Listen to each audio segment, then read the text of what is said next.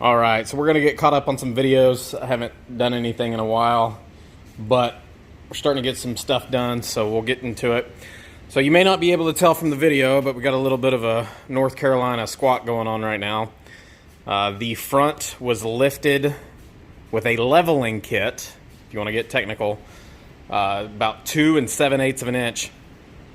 So we did a Bilstein kit. So this came with new coils, shocks, and then I also did a new steering stabilizer.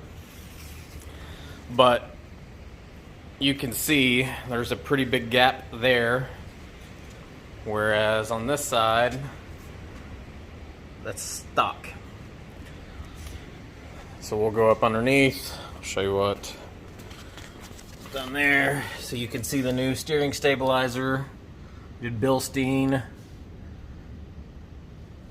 and it feels much better.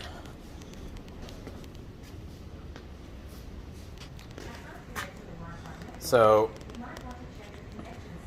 love the feel of this. This, I'm about 90% certain, had factory Ranchos on there from 2014. So, that is what it looks like front. Rear is still pending install. I've got the kit, I've got the shocks. I just haven't got to it yet. But I'll link this in the video description showing the kit that I used. But I think after the amount of lift that it did, which, as everyone knows if you've watched the videos from the beginning, I've hated these tires and wheels.